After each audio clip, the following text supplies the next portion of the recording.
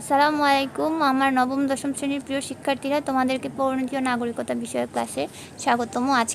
আজকে আমি তোমাদের সিলেবাস সম্পর্কে ধারণা দিব এবং সৃজনশীল প্রশ্ন পদ্ধতি সম্পর্কে কিছুটা ধারণা দেওয়ার চেষ্টা করব।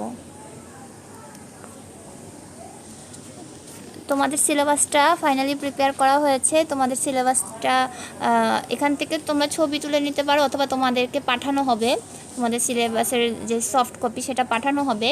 দেখো, তোমাদের সিলেবাসের নবম শ্রেণী অর্ধবার্ষিকী পরীক্ষায় আমি তোমাদেরকে মোট 5টি অধ্যায় দিয়েছি এবং এই 5টি অধ্যায়ের মধ্যে আমরা ইতোমধ্যে প্রথম, দ্বিতীয় এবং তৃতীয় অধ্যায় ক্লাসে, অর্থাৎ করোনা শুরু হওয়ার আগে, লকডাউনের আগে আমরা আমাদের প্রতিষ্ঠান খোলা যখন ছিল তখন শেষ করেছিলাম এবং অনলাইন ক্লাসের মাধ্যমে চতুর্থ ও পঞ্চম অধ্যায় রাষ্ট্র, সরকার ব্যবস্থা এবং সংবিধান, এই দুটি অধ্যায় আমরা শেষ করি। আমাদের মোটামুটি অর্ধবার্ষিকের সিলেবাস শেষ হয়ে গিয়েছে। এখন আমরা বার্ষিকের সিলেবাস শুরু করব কিছুদিনের মধ্যে। এখানে আমাদের 4টি অধ্যায় থাকবে, ষষ্ঠ, সপ্তম এবং অষ্টম, নবম অধ্যায় থাকবে। আমি এখানে মোটামুটি এটা হচ্ছে আমাদের সাধারণত যে প্রতিষ্ঠান খোলা থাকে সেই অনুপাতে আমি সিলেবাসটা তৈরি করেছি। তবে আমরা অনলাইনে যখন ক্লাস নিই তখন আমরা আমাদের ধারাবাহিকতা রক্ষা করার চেষ্টা করব। এরপর আসো, মানবন্টন সম্পর্কে তোমরা মোটামুটি জানো। প্র্যাকটিক্যাল ছাড়া যে সকল সাবজেক্ট এবং বাংলা, অঙ্ক, ইংরেজি এই সাবজেক্টগুলো ব্যতীত আমাদের মোটামুটি সকল সাবজেক্টের মানবন্টন একই রকম, যে সৃজনশীল প্রশ্ন থাকে 11টা থেকে 7টি দিতে হয় আর বহু নির্বাচনে 30টি।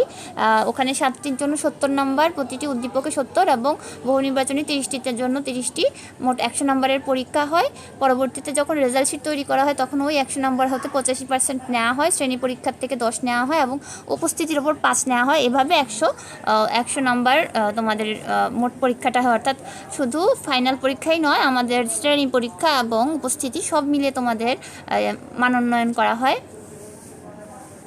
এরপর আসো দশম শ্রেণী। দশম শ্রেণীতে তোমাদের প্রাক নির্বাচনী পরীক্ষার জন্য কেবল 3টি চ্যাপ্টার দিয়েছি এবং এই 3টি চ্যাপ্টার কিন্তু বেশ বড়, এই জন্য ক্লাসের সংখ্যা বেশি ধরেছি।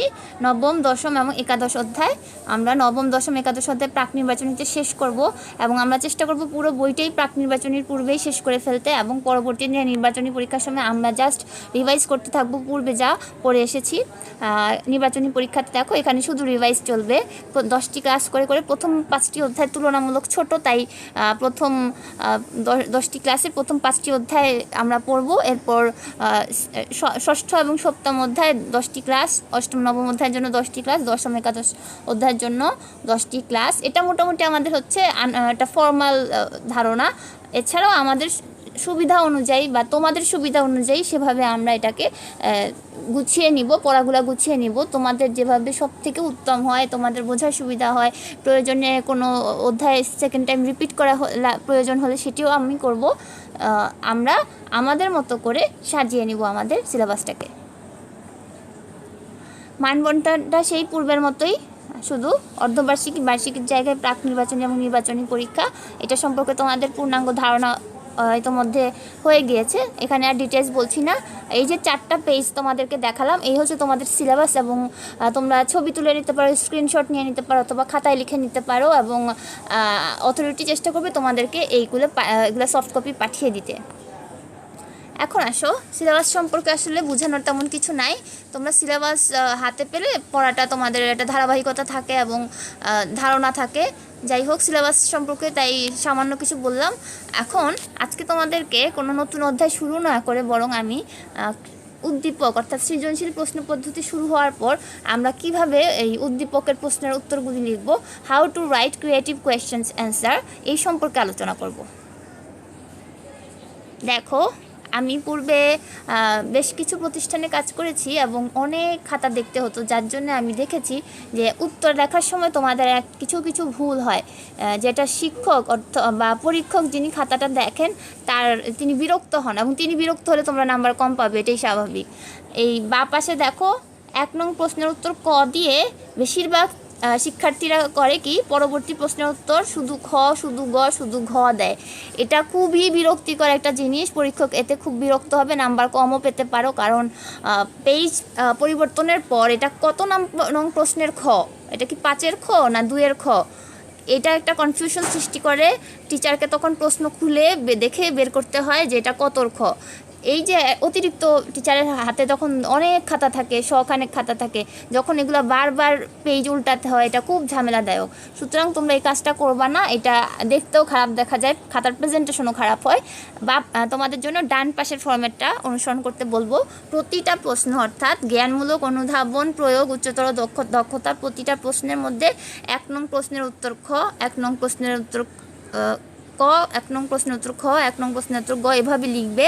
যদি কোনো কারণে সময় না পাও সেক্ষেত্রে প্রথমটা পুরোটা লিখবে 1 নং প্রশ্নের উত্তর ক, এরপর পরবর্তী প্রশ্নগুলোতে 2/ক, 2/ক, 2/খ, 2/গ এভাবে শর্ট করে লিখবে। কিন্তু তুমি কতর ক লিখছো বা কতর খ লিখছো এটা অবশ্যই মেনশন করবে। এই মূল প্রশ্নটা অর্থাৎ 11টা প্রশ্ন থাকলে এখানে এই মূল কটি প্রশ্ন, এই সংখ্যাটা 2-এর নাকি 3-এর নাকি 4-এর, এটা অবশ্যই মেনশন করবে, এটাকে স্কিপ করবে না। এবার আসো জ্ঞানমূলক প্রশ্ন সম্পর্কে। জ্ঞানমূলক প্রশ্ন হচ্ছে এমন কিছু প্রশ্ন যেগুলি তুমি মুখস্থ করো, তোমার মেমোরি থেকে এটাকে আনতে হবে, অর্থাৎ তুমি মুখস্থ করে এসেছো। এখানে উত্তরের একটি অংশ থাকবে, 1 লাইনে শেষ করতে পারো, প্রশ্ন উল্লেখ করতে পারো, প্রশ্ন না উল্লেখ করলেও সমস্যা নেই। পরীক্ষার্থী তার স্মৃতি থেকে উত্তর করবে। এখানে তোমার মাথা খাটানোর কিছু নাই, তোমার সৃজনশীলতার পরিচয় দেওয়ারও কিছু নাই, চিন্তা ভাবনার তেমন কোনো সুযোগ থাকে না। মোটামুটি মুখস্থের উপরেই এই প্রশ্নের উত্তর হয়। যেমন যদি প্রশ্ন করা হয় ভারতীয় উপমহাদেশের প্রথম রাজনৈতিক দল গঠিত হয় কত সালে, উত্তর আসবে 1885 সালে। এখানে ক্লাসের যে 7টি মেয়ে বা 10টি মেয়ে আছে এদের প্রত্যেকের উত্তর একই হবে, অর্থাৎ এখানে সৃজনশীলতার আসলে বহিঃপ্রকাশ ঘটানোর কিছু নাই, সবার উত্তর এক, কারণ আমরা স্মৃতি থেকে উত্তর দিচ্ছি। এটা হচ্ছে জ্ঞানমূলক। এবার আসো অনুধাবনমূলক প্রশ্ন। অনুধাবনমূলক প্রশ্নতে তুমি তোমার স্মৃতি থেকে অর্থাৎ তুমি পড়ে এসেছো, তুমি তোমার মেমোরি থেকে রিকালেক্ট করবা কিছু অংশ, এবং কিছু অংশ তুমি তোমার যে বুদ্ধিবৃত্তিক চিন্তাভাবনা সেটাকে খাটিয়ে নিজের ভাষায় সুন্দর করে গুছিয়ে লিখবে। এই 2-এর প্রশ্ন উত্তর লেখার ক্ষেত্রে অবশ্যই ক্লাসের প্রতিটা মেয়ের উত্তর একরকম হবে না, এক একজনের উত্তর এক এক রকম হতে পারে। উত্তরের 1টি বা 2টি অংশ থাকতে পারে, 1টি অংশও হয়ে যেতে পারে, 2টি অংশও তোমাদের লাগতে পারে। মোটামুটি এই হাফ পেজের মধ্যে উত্তরটা লিখতে ভালো হয়, ধরে নাও 10 কি 12 লাইনের মতো।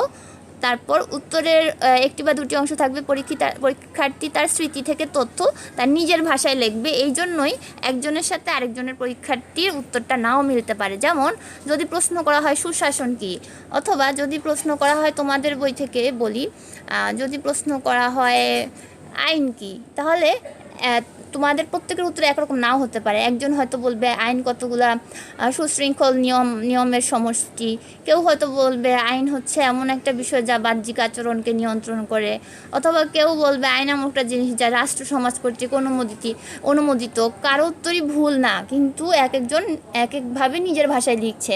অর্থাৎ জ্ঞানমূলকের সাথে অনুধাবনের পার্থক্য এটাই, জ্ঞানমূলক আসলে উত্তর দেখা যায় সবার একই উত্তর হবে, জ্ঞানমূলক হচ্ছে স্মৃতি থেকে পরীক্ষার্থী নিবে, আর অনুধাবন হচ্ছে নিজের ভাষায় গুছিয়ে লিখবে।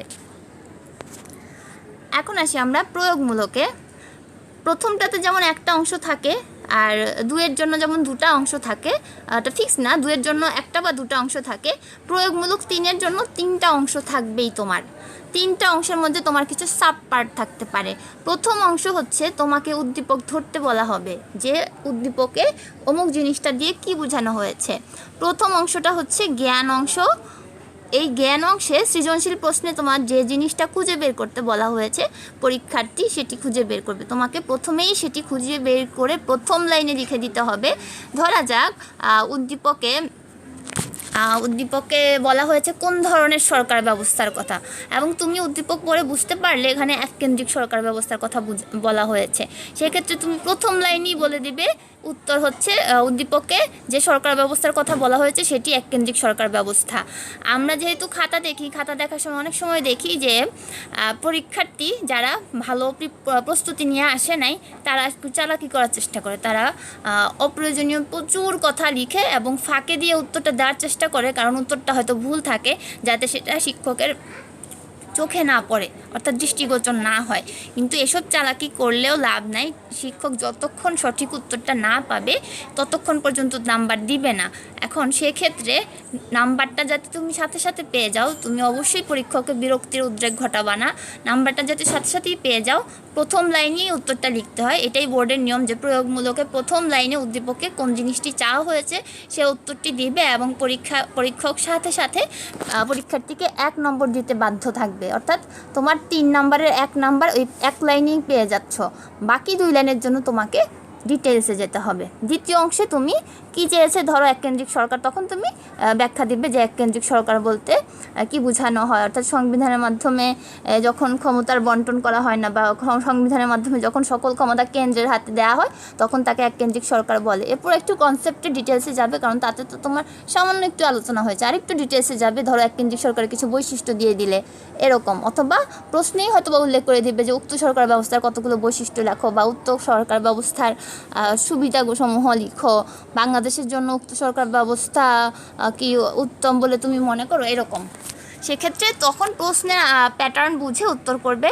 এরপর তৃতীয় অংশে তোমার কনক্লুশনটা থাকবে। তৃতীয় অংশে তুমি প্রয়োগ দেখাবে, সেক্ষেত্রে প্রশ্ন বুঝে উত্তর করবে। এখনকার দিনে সৃজনশীল প্রশ্ন যখন বিভিন্ন স্কুলসমূহে আমরা দেখি, সম্পূর্ণরূপে প্রয়োগটা আসলে সবাই দেয় না। অনেক ক্ষেত্রে দেখা যায় যে শুধুমাত্র কি চেয়েছে, অর্থাৎ উদ্দীপকে কোন জিনিসটা চাইছে ওতেই শেষ করে দেয়, এর সাথে অন্য কোনো প্রয়োগের প্রশ্ন হয়তো অনেক সময় অ্যাড করে না। কিন্তু এটা অ্যাড করা উচিত। সৃজনশীল প্রশ্ন পদ্ধতি যদি প্রকৃতপক্ষে অনুসরণ করতে হয়, অ্যাড করতে হয়। এখন পরীক্ষক যেভাবেই প্রশ্ন করুক সেটা তোমাদের বিবেচনায়, তোমরা প্রশ্ন বুঝে উত্তর করবে। এখন তোমরা প্রশ্নের উত্তর দেওয়ার সময় চেষ্টা করবে পয়েন্টস তৈরি করতে, এবং পয়েন্টস মানে যে শুধু ওই যে বুলেট দিয়ে নাম্বারিং করে পয়েন্টস সেরকম না, হেডলাইন দিয়ে পয়েন্টস দেওয়া, যেমন পৌরনীতি পাঠের প্রয়োজনীয়তা কী, দেশপ্রেম বৃদ্ধি, হ্যাঁ, তারপর ডট ডট দিয়ে এটার ব্যাখ্যা, তারপর নাগরিকতা সম্পর্কে জানা, এভাবে পয়েন্টসগুলো থাকবে, এবং পয়েন্টসের হেডলাইনও থাকবে। এভাবে পয়েন্টস করে দিবে যাতে নাম্বার তোমরা বেশি পাও। তোমরা টেবিল প্রয়োগ করার চেষ্টা করবে, যেমন সরকারের 3টি বিভাগ আলোচনা করতে হলে তখন তোমরা ছোট করে 3টি পাই চার্ট এঁকে দিলে, আইন বিভাগ, শাসন বিভাগ, বিচার বিভাগ। এটা তোমরা যেমন এভাবে খাতায় লিখেও দিতে পারো, ঠিক একইভাবে তোমরা কিন্তু চাইলে এখানে সুন্দর করে বৃত্ত করে পাই চার্ট করে এটাকে আঁকতে পারো। আবার বিভিন্ন ফ্লো চার্ট, ডায়াগ্রামের ব্যবহার করার চেষ্টা করবে। আমাদের বইয়ে কিছু কিছু আছে, তবে তোমরা নিজেরাও তৈরি করার চেষ্টা করবে, প্রয়োজনে গুগলে সার্চ করবে। এখন যেহেতু আমরা অনলাইনে পড়াশোনা করছি, অনলাইন থেকে আরও বেশি কীভাবে নলেজ গ্যাদার করা যায় সেটারও চেষ্টা আমরা করব। যেহেতু আমরা এখন এভাবেই যখন আমাদের শিক্ষা পদ্ধতিটা আমরা এখন কন্টিনিউ করছি, সুতরাং এটার সম্পূর্ণ সুবিধাটা নেওয়ার চেষ্টা করবে। ধরো তুমি এখন সরকার ব্যবস্থা সম্পর্কে পড়ছো, তুমি গুগলে সার্চ দিলে সরকার ব্যবস্থা, গুগলে বেশি ছবি পেতে হলে ইংরেজিতে সার্চ দিও, বাংলায় ছবি কম পাওয়া যায়। ধরো গভর্নমেন্ট সিস্টেম সম্পর্কে সার্চ দিলে তখন দেখবে অনেক অনেক ছবি দেওয়া থাকে, বা federal form of government search দিলে অনেক অনেক ছবি চলে আসবে। তখন খাতায় নোট করে এরকম ছবিগুলো অ্যাড করে দিবে। পরীক্ষার সময় যদি সম্ভব হয় ছবিগুলি দিবে। ছবি আঁকতে বেশি সময় লাগে না, খুব অল্প সময় লাগে, কিন্তু প্রেজেন্টেশনটা খুবই দারুণ হয়, এবং শিক্ষক তখন নাম্বার বেশি দেয়। শিক্ষক খাতাটা দেখে খুশি হয়ে যায়। এবার আসি আমরা উচ্চতর দক্ষতায়। উচ্চতর দক্ষতায় উত্তরের 4টি অংশ থাকে। প্রথম অংশে জ্ঞান, অর্থাৎ এখানে তুমি প্রয়োগের অংশটা রিপিট করবে। সবসময় খেয়াল করবে যদি প্রশ্নটা স্ট্যান্ডার্ড মানের হয় সেক্ষেত্রে অবশ্যই 3 আর 4 একই টপিক নিয়ে হবে। অর্থাৎ 3-এ যে জিনিসটা চাওয়া হয়েছে ওই জিনিসটা নিয়ে উচ্চতর দক্ষতায় একটি প্রশ্ন থাকবে। ধরো এককেন্দ্রিক সরকার ব্যবস্থা নিয়ে বলছিলাম, 4-এ হয়তো বলা হলো তুমি তোমার দেশের জন্য বা বাংলাদেশের জন্য কি এককেন্দ্রিক সরকার ব্যবস্থাকে উত্তম মনে করো। উচ্চতর দক্ষতা হয় এই ধরনের প্রশ্ন যে তোমাকে চিন্তা করতে বাধ্য করবে। এটা হচ্ছে এই 4টা প্রশ্নের মধ্যে 1, 2, 3, 4-এর মধ্যে সবচেয়ে বেশি সৃজনশীল প্রকৃতির। অর্থাৎ তোমাকে তোমার চিন্তার সর্বোচ্চ প্রয়োগটা এখানে ঘটাতে হবে। প্রথমেই এখানে তুমি ওই যে প্রথম লাইনটা আবার রিপিট করবে যে উদ্দীপকে চাওয়া হয়েছে কি এককেন্দ্রিক সরকার ব্যবস্থা। এরপর সেকেন্ড পার্টে গিয়ে তুমি কনসেপ্ট ক্লিয়ার করবে এককেন্দ্রিক সরকার ব্যবস্থা বলতে আমরা কি বুঝি। থার্ড পার্টে গিয়ে তুমি বাংলাদেশের জন্য উত্তম কিনা, তখন বাংলাদেশের পার্সপেক্টিভ তুলে ধরবে যে বাংলাদেশের আমাদের যে রাষ্ট্রটা আকৃতিতে ছোট এবং আমাদের শাসন ব্যবস্থা সরল, তাই আমাদের সংবিধানে এককেন্দ্রিক সরকার ব্যবস্থা প্রবর্তন করা হয়েছে।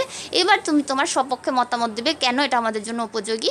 তখন যেহেতু তুমি এককেন্দ্রিক সরকার ব্যবস্থা পূর্বে পড়েই এসেছো এবং এককেন্দ্রিক সরকার ব্যবস্থার গুণ দোষ পড়ে এসেছো, তখন তুমি গুণগুলো আলোচনা করলেই তোমার মোটামুটি সপক্ষের যুক্তিগুলো দাঁড়িয়ে যাবে।